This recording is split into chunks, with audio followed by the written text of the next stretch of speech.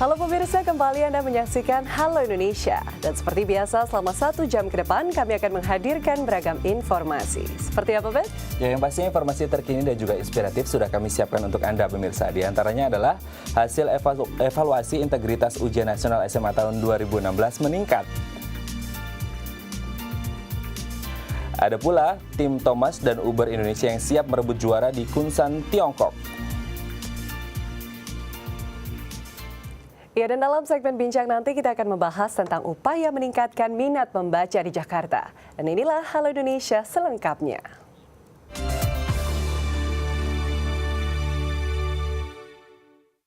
Ya pemirsa, sebulan setelah pelaksanaan ujian nasional tingkat SMA dan sederajat, Kementerian Pendidikan dan Kebudayaan Republik Indonesia mengeluarkan hasil Indeks Integritas Ujian Nasional tahun 2016. Dari hasil evaluasi nilai ujian nasional yang dibandingkan dengan tingkat kecurangan siswa, didapatkan indeks integritas yang meningkat pada tahun ini.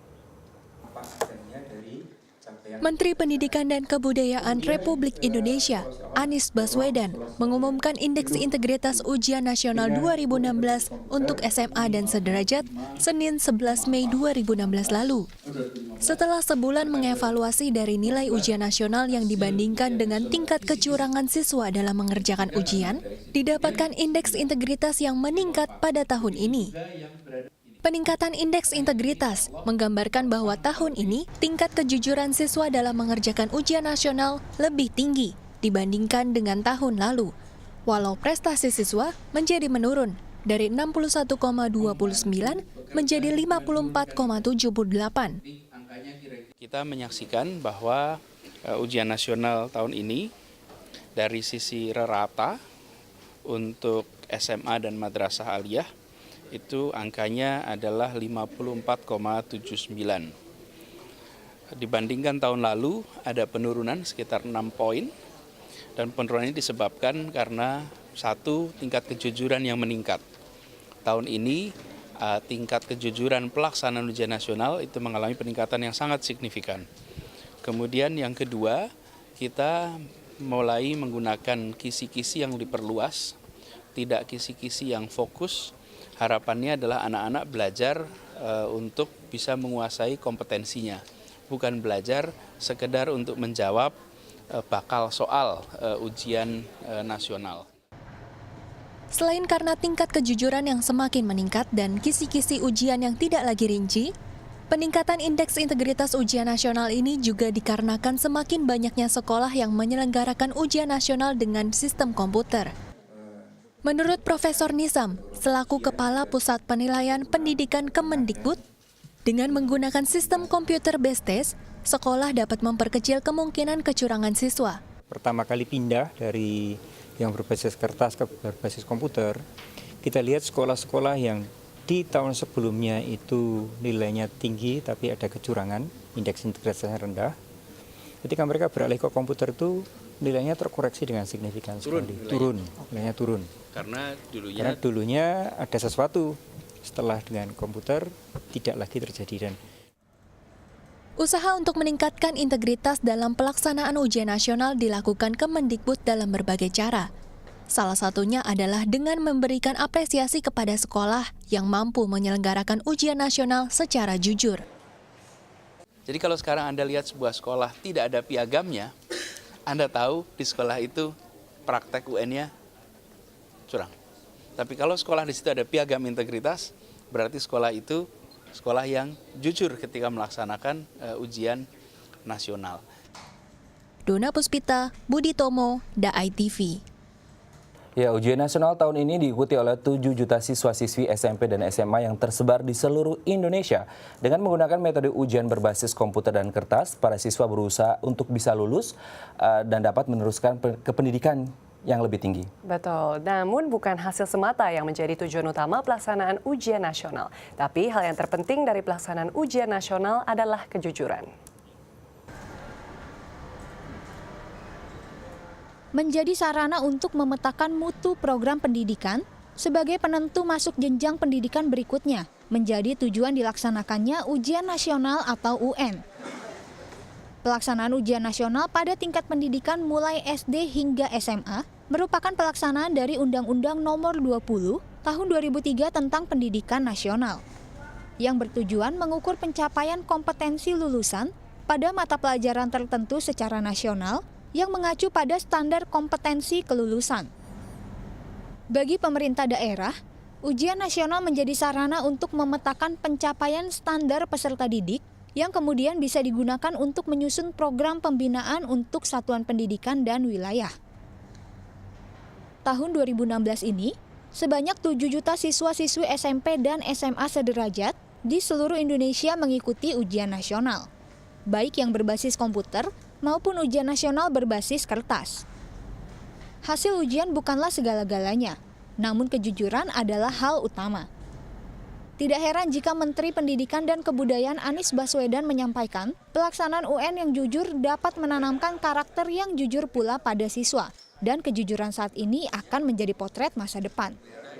Tim Liputan DAI TV.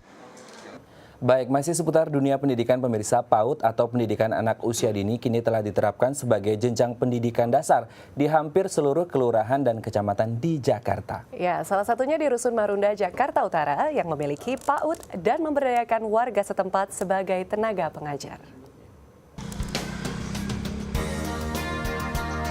Terisolir dan jauh dari keramaian kota, itulah segelintir tanggapan warga Rusun Marunda terhadap lokasi hunian mereka.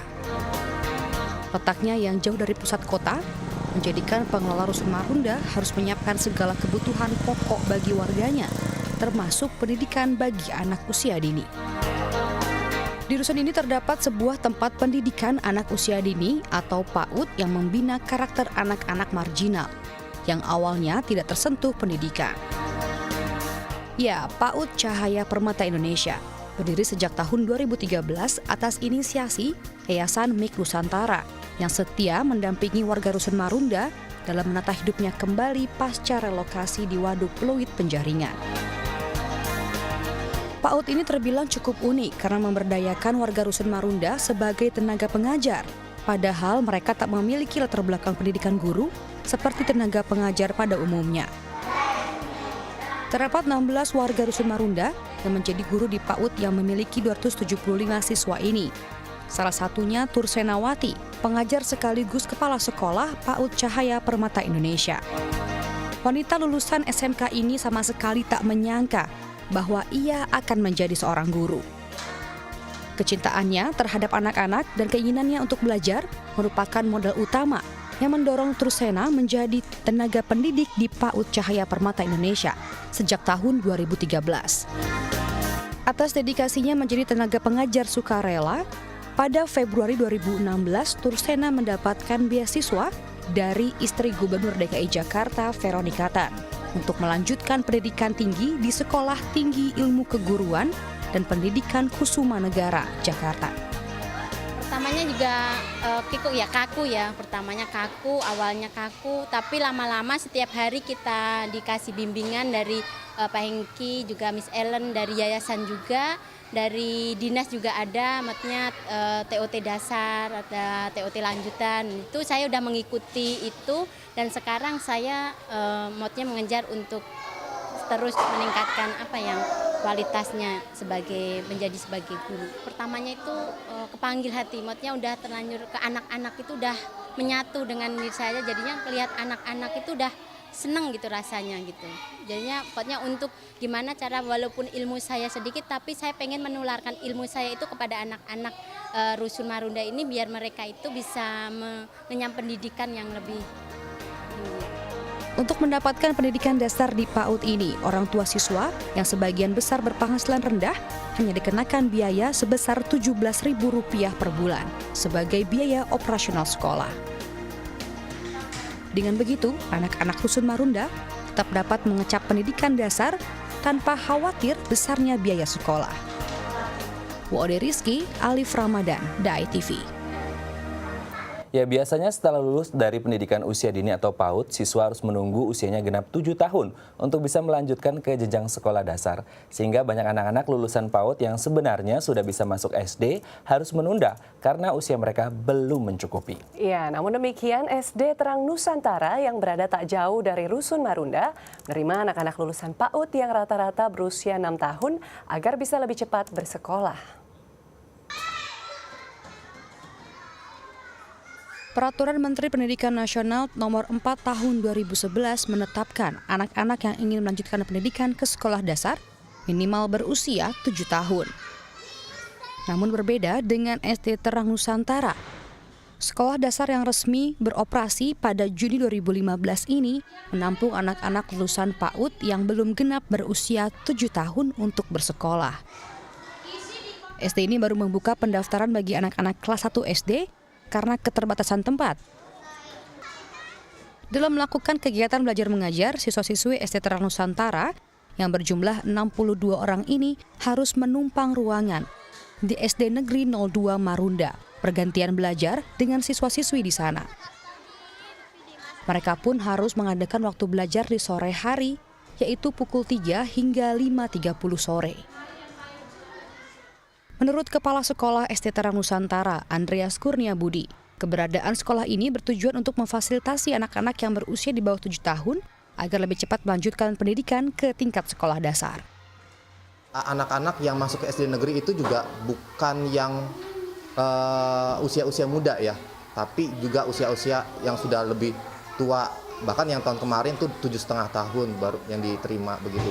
Jadi anak-anak binaan kita yang di PAUD sudah menginjak 6 tahun, terus mereka juga sudah merasa bosan begitu ya di PAUD, sudah punya semangat belajar untuk di SD, tapi tidak diterima di SD negeri, itu sangat sayang sekali.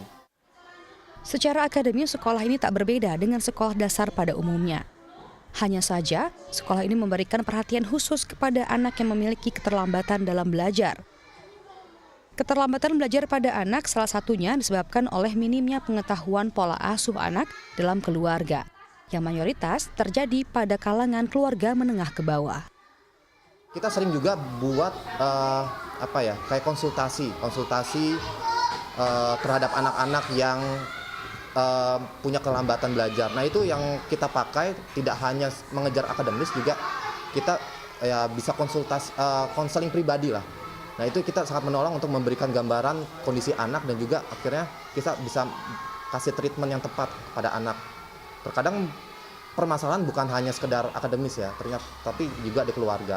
Ya, akhirnya kita coba bicara ke keluarga dan ternyata akademis pun jadi lebih baik ketika kita jalin komunikasi dengan keluarga dan juga ketemu dengan akar masalahnya. Keterbatasan ruang juga tenaga pendidik tak menjadi penghalang bagi SD Terang Nusantara untuk memberikan pendidikan gratis kepada anak-anak Rusun Marunda. Pihak sekolah berharap keberadaan mereka bisa memberi kontribusi bagi pendidikan di tanah air, meski dengan cara yang sederhana. Wode Rizky, Alif Ramadan, The ITV.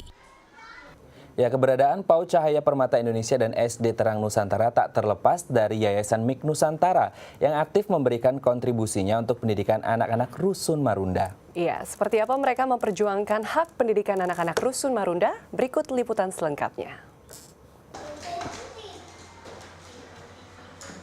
Berdirinya PAUD Cahaya Permata Indonesia dan SD Terang Nusantara tak terlepas dari inisiatif Yayasan MIK Nusantara yang telah mendampingi warga Rusun Marunda sejak tahun 2013 silam. Yayasan MIK Nusantara merupakan yayasan sosial yang membina dan melatih keterampilan warga Rusun Marunda yang mayoritas berasal dari wilayah relokasi di Jakarta. Yayasan ini bekerja sama dengan pemerintah Provinsi DKI Jakarta untuk melakukan pembinaan terutama bagi anak-anak di Rusun Marunda yang sebelumnya tidak mengecap pendidikan. Salah satunya mendirikan sekolah dasar dan PAUD untuk mendidik dan membina karakter anak-anak marginal yang tinggal di Rusun Marunda. Sebagai koordinator Yayasan MIK Nusantara di Rusun Marunda, Rofi'i menyadari bahwa anak-anak Rusun Marunda yang awalnya berasal dari wilayah marginal memerlukan pembinaan secara berkelanjutan untuk menjadikan mereka sebagai pribadi yang cerdas juga berakhlak mulia. Dulu kita melihat anak begitu liar. Setiap saat ada di mana-mana, pinggir laut, di pinggir empang. Tapi sekarang coba kita lihat siang hari saja, mereka tidak ada. Mereka sudah berada di rumah, ada yang pulang sekolah, ada yang berangkat sekolah, tempat ibadah. Nah, itu menunjukkan bahwa pembinaan kita sudah masuk ya, walaupun belum sempurna seperti yang kita harapkan. Tak hanya pendidikan yang menjadi perhatian utama Yayasan MIK Nusantara. Untuk meningkatkan kualitas hidup anak-anak di Rusun Marunda, kesehatan anak-anak ini pun tak kalah penting untuk diperhatikan. Bekerja sama dengan Puskesmas Kecamatan Cilincing, Yayasan MIK Nusantara rutin memberikan vaksinasi kepada anak-anak warga Rusun Marunda setiap 1 tahun sekali. Seperti pemberian vaksin campak yang diikuti oleh 57 siswa-siswi SD Terang Nusantara ini.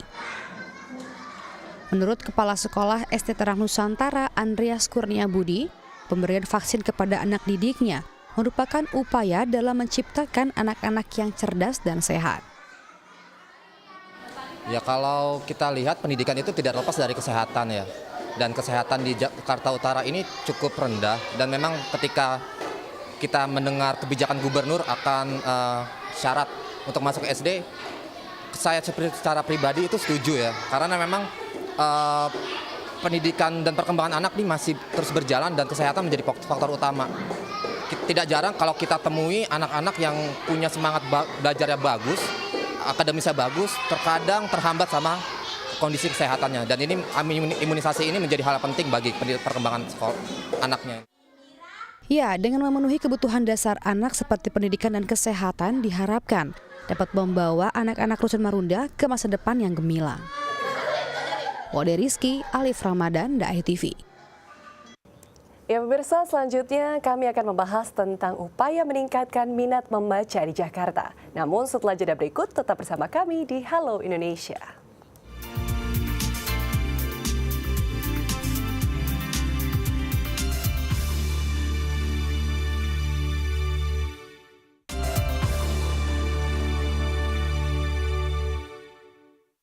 Baik, Anda masih bersama kami di Halo Indonesia dan kita masih di bulan Mei, dan kalau kita berbicara bulan Mei ini, tanggal 2 Mei kita memperingati Hari Pendidikan. Ini masih ada aura Hari Pendidikan. Ngomong-ngomong tentang pendidikan, Lauren suka baca nggak? Suka banget, Matt. Dari kecil emang hobi baca. Oke, bacanya biasanya baca buku apa? Saya sebenarnya sukanya sih yang non-fiksi, Matt. Jadi self-improvement atau yang bisa berkontribusi. Personality plus, seperti itu semacam ya. itu. Kalau Matt sukanya apa? Ya yang tentang motivasi juga. Oke. Oke, berbicara tentang pendidikan, hari ini kita akan membahas tentang Jakarta menuju kota literasi. Ini Pemprov DKI Jakarta juga selalu gencar untuk meningkatkan minat baca dan tulis untuk pelajar di Jakarta khususnya ya. Dan akan menjadikan Provinsi DKI Jakarta ini menjadi Provinsi Literasi. Nah, untuk membahas tentang Jakarta menuju kota literasi ini telah hadir bersama kami di studio Halo Indonesia Bapak M. Husin selaku pakar literasi dari Dinas Pendidikan DKI Jakarta. Namun sebelum kita berbincang lebih lanjut dengan beliau tentang apa sih kota literasi itu, kita saksikan dulu tayangan berikut. Minimnya minat baca di kalangan pelajar, khususnya para pelajar di ibu kota, mendorong pemerintah DKI Jakarta untuk terus berupaya dalam menumbuhkan dan meningkatkan minat baca bagi para pelajar. Melalui program peningkatan pemahaman akan membaca dan menulis, Dinas Pendidikan DKI Jakarta bersama Kementerian Pendidikan dan Kebudayaan terus berupaya untuk menjadikan kota Jakarta sebagai provinsi literasi di Indonesia. Salah satu kegiatan yang akan dilakukan dalam proses literasi ini adalah dengan memberikan tantangan kepada seluruh pelajar di ibu kota untuk membaca 5 juta buku dan menulis 1 juta judul tulisan sepanjang tahun 2016 ini. Dalam penerapannya, program ini didasarkan pada Peraturan Menteri Pendidikan dan Kebudayaan Republik Indonesia Nomor 23 Tahun 2015 tentang penumbuhan budi pekerti dan menindaklanjuti Deklarasi Jakarta sebagai Provinsi Literasi di Indonesia pada tanggal 27 Januari 2016. Menurut data yang dihimpun oleh UNESCO di Indonesia, hanya terdapat 1 dari 1.000 orang Indonesia yang gemar membaca. Sementara itu, menurut tes program for International Student Assessment atau PISA, menunjukkan tingkat minat baca pelajar di Indonesia berada di urutan ke-64 dari 65 negara di tahun 2012 dan di urutan ke-69 dari 76 negara di tahun 2015 lalu. Dengan kata lain, tingkat baca penduduk Indonesia masih jauh tertinggal dari Thailand, Malaysia, Vietnam, dan Singapura. Sementara di Jakarta sendiri hanya ada 400.000 orang yang mengunjungi perpustakaan per tahunnya. Literasi baca dan tulis memanfaatkan aplikasi iJakarta yang tersedia dalam program Jakarta Smart City. Dengan aplikasi ini diharapkan para pelajar dapat dengan mudah berbagi informasi perihal buku dengan berbagai sekolah lainnya. Kedepannya, literasi membaca ini akan berkembang menjadi literasi sains, literasi teknologi, dan literasi budaya. Ya, pemirsa mari kita sapa dulu yuk narasumber kita hari ini selaku pakar literasi dari Provinsi DKI Jakarta, Bapak Muhammad Hussein. Halo, selamat pagi Pak. Halo, selamat pagi Terima Mbak kasih Loren, sudah Mas ke- Matt. Terima kasih. Gimana kabarnya Pak Hussein? Baik. Kabarnya baik. Mungkin saya bukan pakar kali, penggerak literasi. Penggerak literasi. Oke. Baik, Pak Hussein, ini kalau kita lihat ada target nih di Provinsi DKI Jakarta. 1 tahun anak-anak harus baca 6 buku minimal. Apakah ini berlaku untuk SD, SMP, SMA sederajat semuanya atau ada perbedaan nih? Iya, target kita secara total Mas Matt adalah 5 juta buku. Itu tantangan. Jadi tantangan memang kok banyak 5 juta. Tapi perlu diketahui bahwa siswa atau peserta didik di Jakarta yang dari dinas pendidikan aja hampir 1.500.000 orang. Ditambah dengan madrasah ya kurang lebih 2 juta orang. Jadi kalau satu orang membaca 2 buku atau 3 buku terlampaui itu sebenarnya. Nah target 6 memang kita lebih utamakan pada yang tingkat menengah, SMA atau SMK, SD tentunya. Syukur-syukur bisa lebih ya. Minimal 1 anak bisa membaca buku yang bermutu lah, yang berkualitas, bukan buku hanya tipis tapi yang kira-kira secara komprehensif membahas sesuatu. Itu kita harapkan. Dari 6 buku itu apakah dari jenis fiksi, non fiksi atau ilmiah? Apa saja ya, kita yang penting bahwa itu anak-anak kita ini kemudian tumbuh menjadi berliterasi. Jadi kita ini kan bergerak literasi, Mas Matt dan Mbak Loren itu mulai dari literasi dasar. Literasi dasar itu membaca dulu, kemudian nanti mereka akan menulis, ya menulis itu menulis ulang dari apa yang dibaca, atau membuat tulisan baru dengan dasar resensi membaca, dan akhir kita berharap anak-anak bisa mengkritisi bacaan itu. Nah, kalau ini sudah terakumulasi, sudah terbiasa mereka melakukan itu, kita harapkan tumbuh jadi literasi yang lebih tinggi, yaitu literasi sains, literasi teknologi, literasi budaya. Nah, kalau ini kan implementasi dari literasi dasar tadi, ya bentuk-bentuk literasi. Kalau pikir saya kalau mereka sudah berliterasi sains, literasi teknologi, dan literasi budaya, mereka pasti akan bisa menyaring informasi dan mengkomunikasikan informasi itu dengan baik. Itu harapan kita. Secara otomatis akan tumbuh budi pekerti yang baik. Gitu. Jadi dengan membaca, kok bagaimana dengan budi pekerti? Ini adalah produk akhir dari kegiatan yang kita mulai dari literasi dasar. Betul gitu, sekali, Mbak. membaca Ya, jendela dunia ya Pak. membaca jendela dunia. Kalau membaca pasti kita tahu banyak. Lah. Iya. Ya kalau misalnya kita bicara tentang fenomena literasi di Jakarta sendiri, Jakarta ini kan memang ibu kota, dan kalau tingkat buta aksaranya sendiri mungkin sudah 0 ya Pak, sudah bukan berbicara mengenai literasi dasar lagi itu tadi ya. Kalau dari peserta didik sudah tidak ada lah. Usia sekolah sudah tidak ada lagi anak yang buta aksara, karena DKI Jakarta, Mbak Loren, Mas Matt, kita itu untuk angka partisipasi pendidikan kasar atau murni itu lebih dari 100% malahan. Karena apa? Karena peserta didik di Jakarta itu datang dari Tangerang, datang dari Depok, datang dari Bekasi, sehingga ini jumlah peserta didik lebih banyak daripada penduduk Jakarta sendiri, sehingga ketika dibagi lebih banyak peserta didik. Jadi kalau buta aksara untuk peserta didik sudah tidak ada.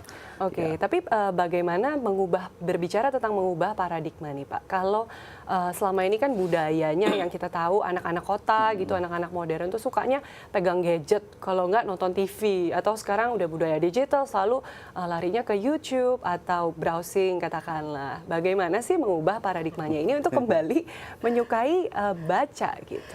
Ya, teknologi adalah suatu kepastian, suatu keniscayaan, nggak bisa kita halangi. Nah, bagaimana kita memanfaatkan teknologi itu menjadi hal yang baik. Salah satunya kebiasaan membaca.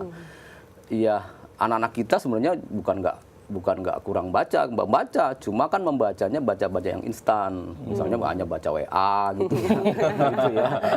Baca guru-guru tuh Pak, kami baca apa? Baca WA Pak, grup kami sampai 60 gitu ya. Ini kan yang instan ya. Kemudian juga kalau baca berita, misal mohon maaf ya, misal di Detikcom kan hanya instan, tidak ada pembahasan komprehensif. Nah, kita berusaha ya memasukkan ini anak-anak menjadi membaca yang komprehensif. Nah, membaca komprehensif itu salah satunya nanti kita kembangkan lewat e-digital. lewat digital ya.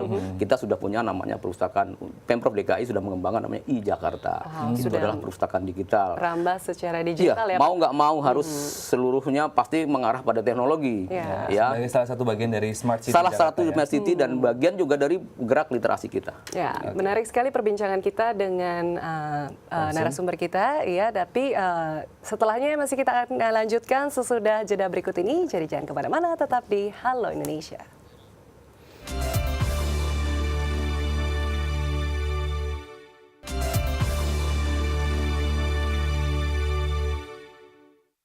Baik, Anda masih bersama kami di Bincang Halo Indonesia, dan kalau kita berbicara tentang program Jakarta Menuju Kota Literasi, ini per bulan Januari 2016 kemarin ini, Dinas Pendidikan DKI Jakarta beserta kurang lebih 400-an pelajar dan juga kepala sekolah sudah mendeklarasikan bahwa ayo sama-sama kita buat Provinsi DKI Jakarta ini menjadi kota literasi ya, dipimpin oleh salah satu sekolah SMA lah di Jakarta yang menjadi pelopor, memang sudah mempelopori kegiatan literasi ini sedari awal. Bersama dengan IKP, Ikatan Penerbit Indonesia. Jadi pertanyaan, isi konkret dari deklarasi itu apa? Kita tanyakan ke Pak Husein ya. Baik Pak Husein, ini deklarasi per Januari kemarin bahwasanya tepatnya Provinsi 27 Januari 2016. Kira-kira isi konkretnya apa sih Pak? Isi konkretnya adalah niat kita bahwa kita akan mengembangkan literasi, budaya baca, budaya tulis, ya, sampai dengan literasi yang tingkat tinggi tadi itu dengan secara masif, struktural, dan sistematis. Ini kan selama ini literasi sudah ada, di beberapa sekolah sudah melakukan, hanya kan tidak terkoordinir, tidak ada program yang utuh. Nah, saya juga nggak ingin deklarasi lalu mati, maka kemudian setelah deklarasi kami melakukan kegiatan pelatihan-pelatihan kepada teman-teman di wilayah. Karena nanti yang mengembangkan literasi kan di sekolah, ada namanya Gerakan Literasi Sekolah atau GLS, tetapi sekolah ini banyak, maka kami lewat delegasi dari wilayah. Nah, di kami sudah melatih 1.882 sukarelawan untuk kemudian mendiseminasikan itu ke sekolah-sekolah. Semua wilayah di Jakarta sudah kita latih. Seluruh kalau di Jakarta Dinas Pendidikan itu ada 10 sudin, 11 ya. Semua sudah kita latih. Jakarta Utara, Jakarta Barat, Jakarta Selatan semuanya sudah kita latih, Mbak Lauren dan itu. Nah, dari sini nanti mengembangkan ke sekolah-sekolah. Nah, itu. Kita berharap setelah dilatih, saya punya program minimal nih mereka. Kita kan ada pameran nih nanti tanggal 28 nih, Mbak. Kita kan ada pameran namanya Festival Literasi. Kita adakan di Jakarta lah, di salah satu gedung di Jakarta. Nah, saya punya program namanya, kalau entah benar tidak, namanya singkatannya OBOS. One Book One School. Jadi satu sekolah minimal membuat buku karya warga sekolah. Boleh fiksi non fiksi, Pak? Boleh, ya boleh apa saja. Yang penting itu benar-benar karya anak, karya guru pun boleh. Sehingga itu nanti akan kita festivalkan. Di samping sekolah punya juga karya-karya yang lain, tapi minimal satu buku kita minta. Contoh, Mas, ini karya-karya anak kita udah bagus-bagus ini, Mbak.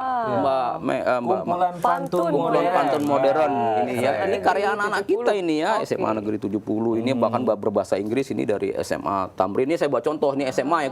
SD juga ada tadi tertinggal saya nggak apa. Ya. Jadi ini dicetak secara indie. Jadi nggak bagus begini. Betul ya, Pak ya? Iya, jadi jangan disangka. Yang penting ini adalah betul-betul menjadi buku gitu ya, karya anak. Anak-anak ini kemudian nggak mahal ini, begini nanti tinggal diminta ISBN-nya saja. Gitu, ini belum ada ISBN, nanti kita daftarkan ISBN digunakan oleh anak-anak. Saya berharap Mas Matt dan Mbak Lauren ke depan, Mas Matt kalau datang ke sekolah di Jakarta, tanya di mana perpustakaan. Nah, misalnya tanya sama anak, nah di mana perpustakaan SMA 78 misalnya. Maka anak akan bertanya kepada Mas Men, perpustakaan yang mana Pak? Karena saya berharap seluruh koridor, seluruh ruang, seluruh sudut di sekolah itu isinya buku. Dan buku itu tidak harus karya orang, karya anak-anak, tuker-tukeran. Begitu, jadi satu anak bisa bikin buku sebulan ya bikin. Ini kan hanya 50.000, hanya secara indie saja lah gitu ya, belum ada macam-macamnya gitu. Tentu ada seleksinya dari guru pembina GLS harus melihat, jangan semua karya kan perlu dilihat dulu dari etika segala macam, itu perlu dilihat. Jadi saya berharap begitu. Ya seluruh sudut, seluruh ruangan, seluruh koridor berisi dengan nggak apa-apa dibaca, baru dilihat, besok ditaruh, besok dilihat lagi ditaruh, tapi lama-lama pasti dilihat dibaca. Itu harapan kita lama-lama akan tumbuh minat baca. Berarti dari OBOS, one book, one school, jadi ABOS, Pak. All books in one school. Ada semua lengkap. Saya berharap Semuanya begitu. lengkap. Di samping tadi perpustakaan digital yang kita bangun, ya, tetap semua koridor nanti semua sekolah juga punya tab macam Mbak ini, mereka bisa mengakses secara digital ya. Oke. Ya, memang seru sekali perbincangan kita dan akan kita lanjutkan sesudah tayangan berikut ini mengenai tingkatkan literasi membaca. Untuk mendukung proses penerapan literasi membaca, sekolah memiliki peranan penting. Salah satunya dengan menghidupkan perpustakaan sekolah. Ya, perpustakaan sekolah menjadi media yang efektif untuk meningkatkan minat baca siswa. Salah satu sekolah yang memanfaatkan perpustakaannya untuk meningkatkan minat baca siswanya adalah Sekolah Tarakanita 4 yang berada di kawasan Pluit, Jakarta Utara.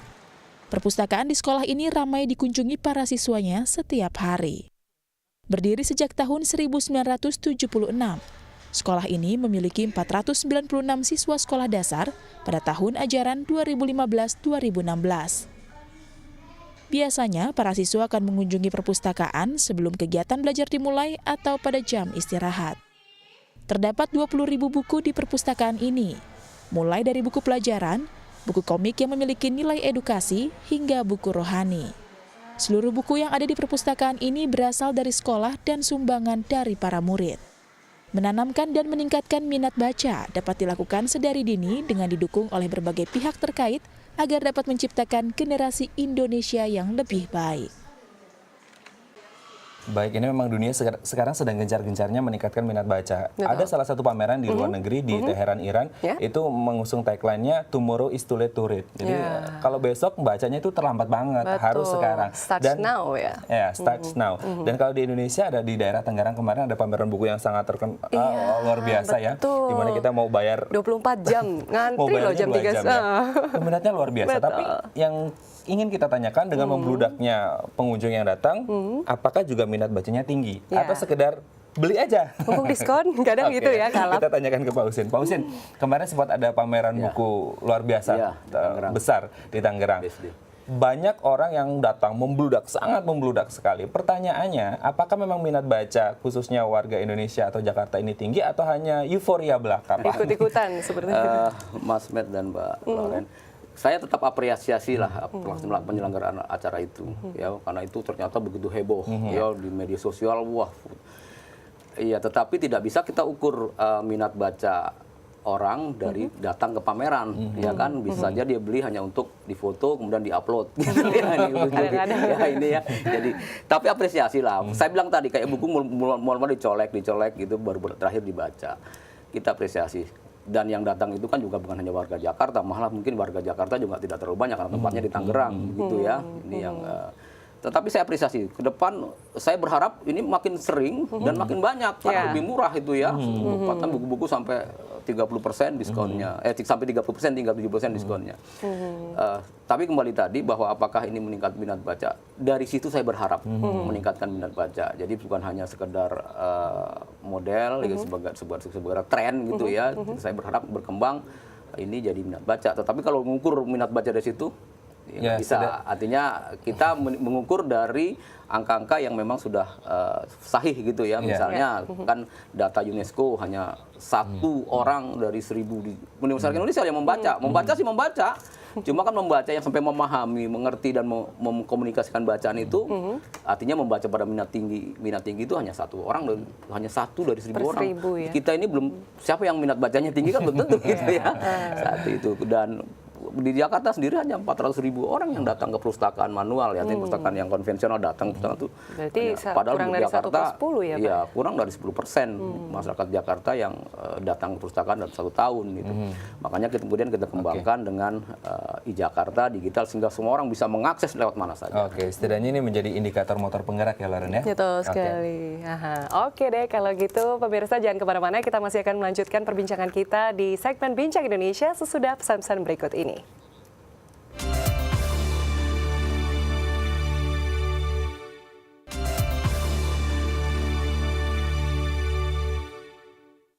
Baik, Anda masih bersama kami di Bincang Hal Indonesia. Kalau kita berbicara tentang kota literasi, Surabaya sudah lebih dulu tahun 2014.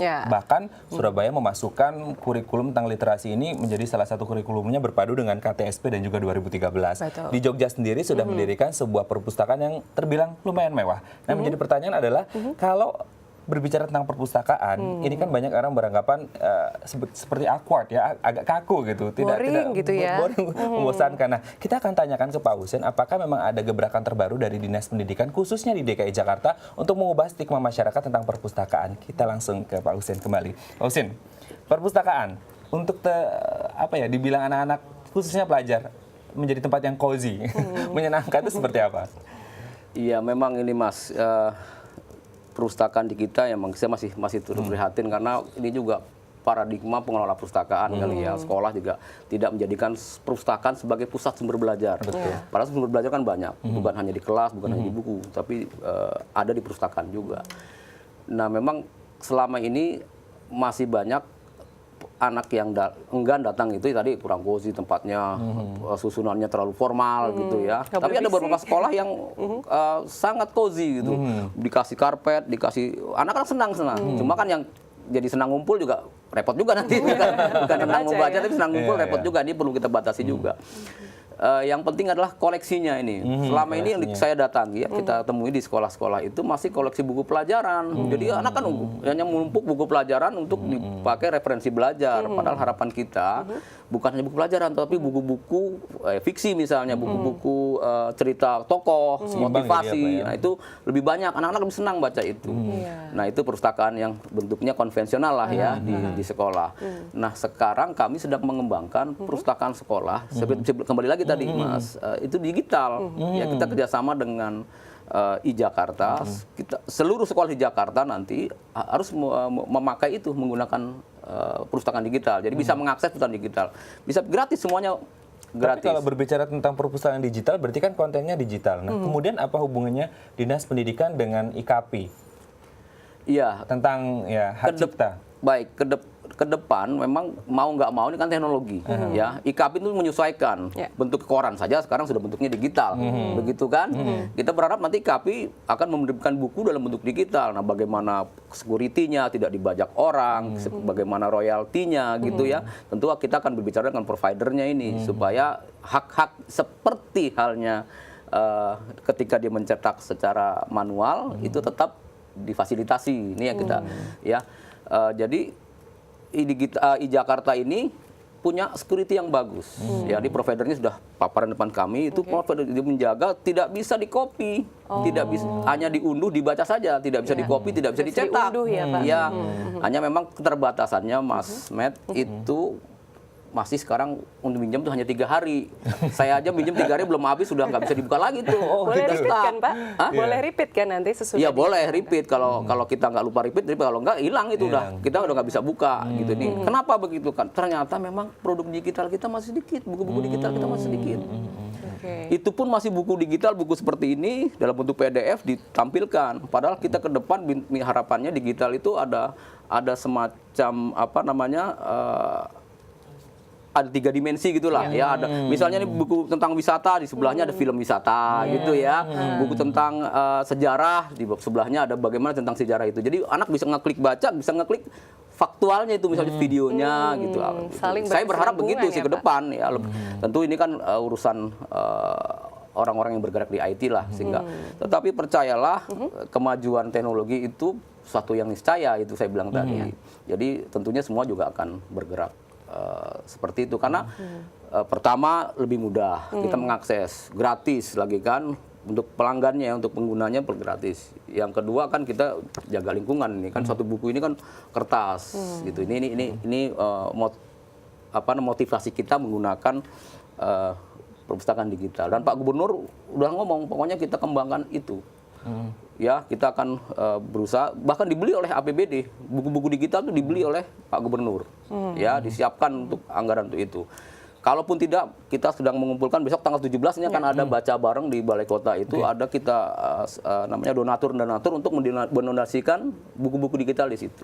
Oke, intinya berarti tanggal 17 Mei besok akan ada baca bareng dan tanggal 28 Mei ada festival pameran itu ya Pak? Festival Literasi Jakarta. Festival Literasi Jakarta. Nanti kita undanglah Mbak Mas Met dan Mbak Lauren kita undang di TV dari TV harus hadir itu meliput. Banyak kutu buku juga di sini. Ya, saya perkirakan ada kita harapkan ada 2.000-3.000 orang yang akan hadir di situ. Oke, sukses terus Pak untuk acara-acara dan program literasinya. Iya, sama-sama Mbak Lauren, Mas Met, mudah-mudahan ini jadi dukungan kita. Oke, iya. Dan memang kita harapkan juga ya Met dan pemirsa semoga memang tujuan bahwa Jakarta akan menjadi kota literasi dapat terrealisasi secepat-cepatnya ya.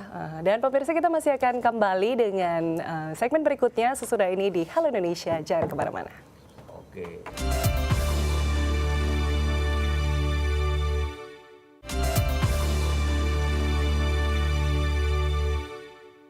Ya, hari ini 11 Mei 2016, tim Piala Thomas dan Uber Indonesia 2016 diberangkatkan ke Kunsan, Tiongkok untuk memperebutkan Piala Thomas dan Uber tahun 2016.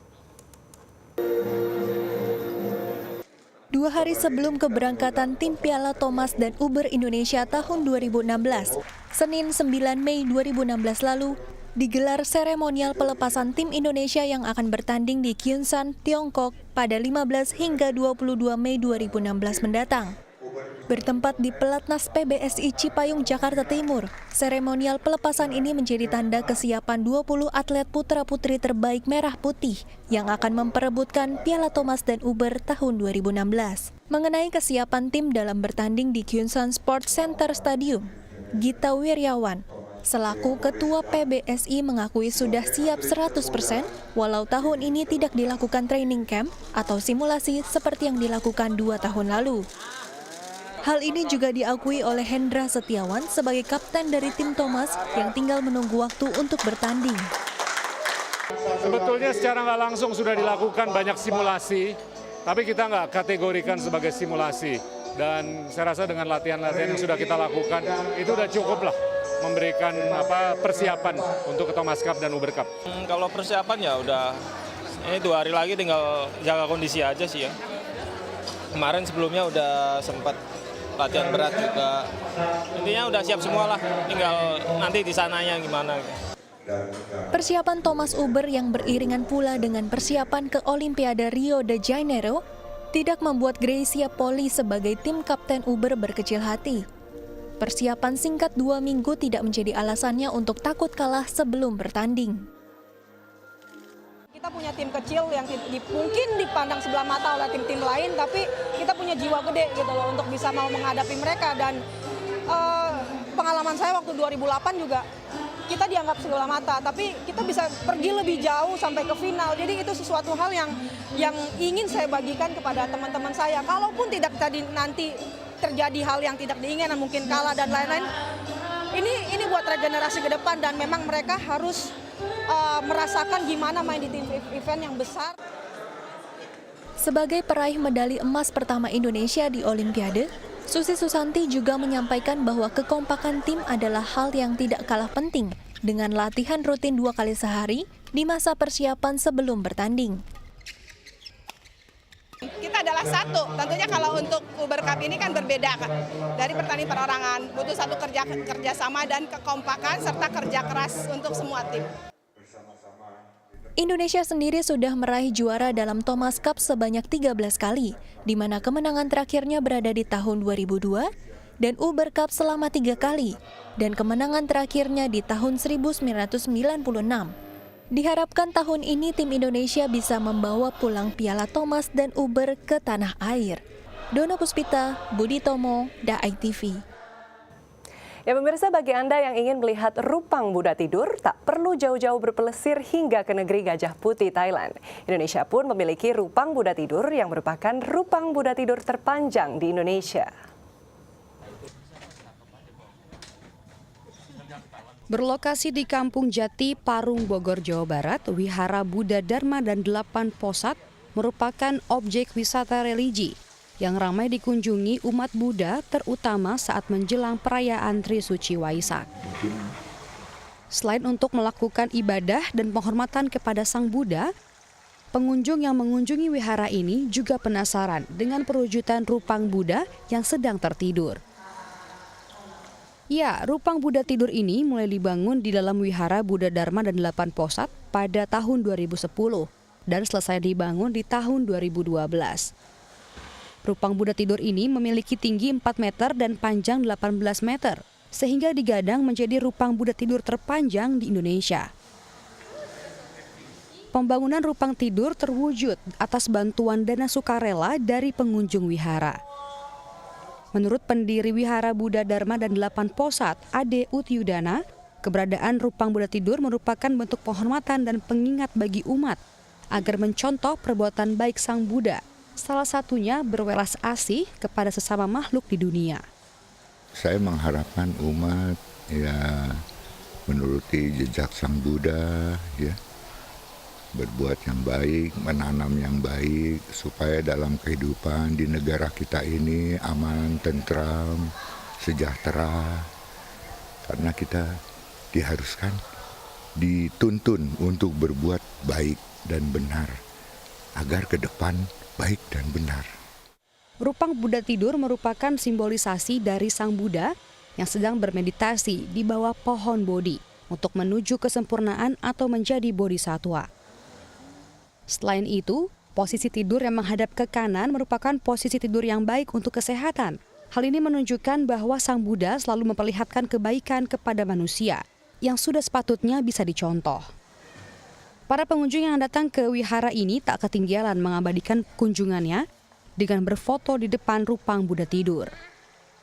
Informasi dari teman, akhirnya saya lihat di internet. Saya lihat kebetulan hari ini kan mau jalan-jalan ke Bogor, ya saya mampir aja langsung. Bagus sih, Rupangnya bagus, tempatnya juga enak, adem. Keberadaan Rupang Buddha tidur ini diharapkan tak hanya menjadi objek wisata religi, namun juga pengingat kepada umat Buddhis atas kebaikan dan jasa Sang Buddha. Wade Rizky, Javier Almadina, The ITV. Ya pemirsa, berikut ini perakiraan cuaca untuk sejumlah kota besar di Indonesia.